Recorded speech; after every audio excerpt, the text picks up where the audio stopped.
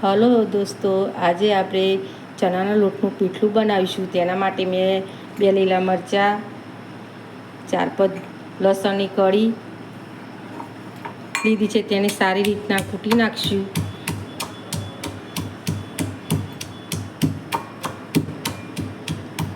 એક બાઉલ લીધું છે. એ બાઉલમાં એક વાટકી ચણાનો લોટ લીધો છે. તેને સારી રીતના ચાળી નાખશું.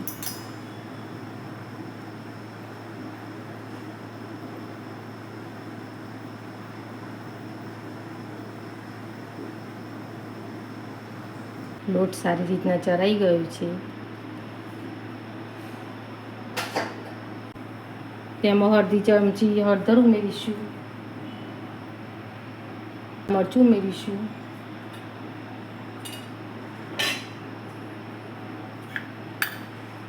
મરચાં અને લસણની પેસ્ટ તે ઉમેરીશું,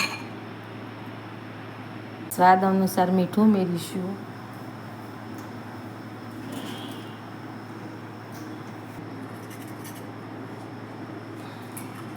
હવે તેને સારી રીતના બધું મિક્સ કરી લઈશું.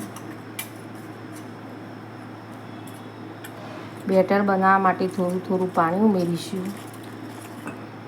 પાણી કેટલું ઉમેરાય છે પછી હું છેલ્લે તમને બતાવીશ.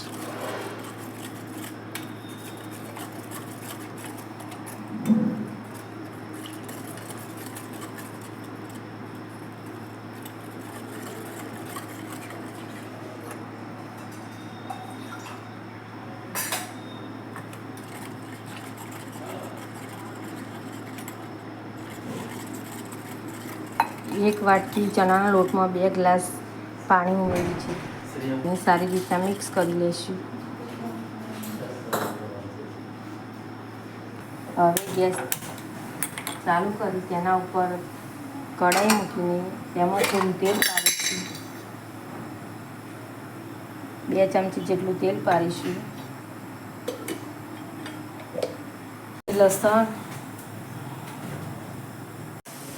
લસણ પછી રાઈ ઉમેરીશું.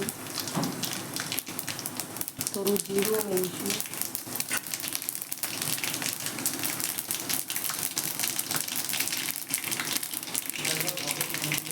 એક લીલું મરચું ઉમેરીશું અને મીઠા લીમડાના પાન ઉમેરીશું.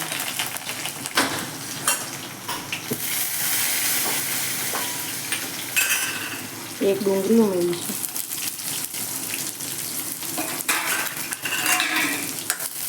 તેને સારી રીતના મિક્સ કરી લઈશું.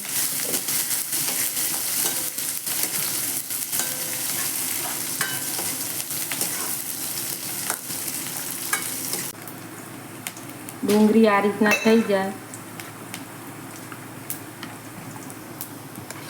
એટલે બેટરને અંદર ઉમેરી દઈશું.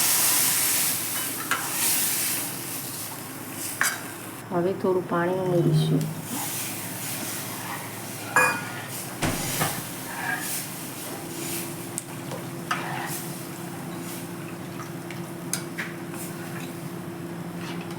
તેને થોડી વાર મિક્સ કરતા રહીશું. 2-3 મિનિટે સારી રીતના હલાવતું રહેવાનું એટલે નીચે ગઠ્ઠો ના બંધાઈ જાય.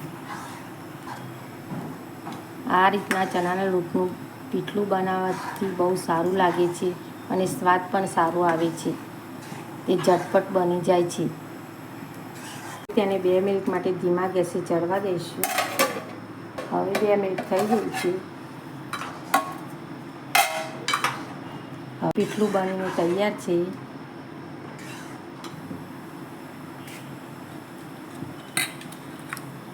તેમાં થોડા લીલા ધાણા ઉમેરીશું અને તેને સારી રીતના મિક્સ કરી દઈશું.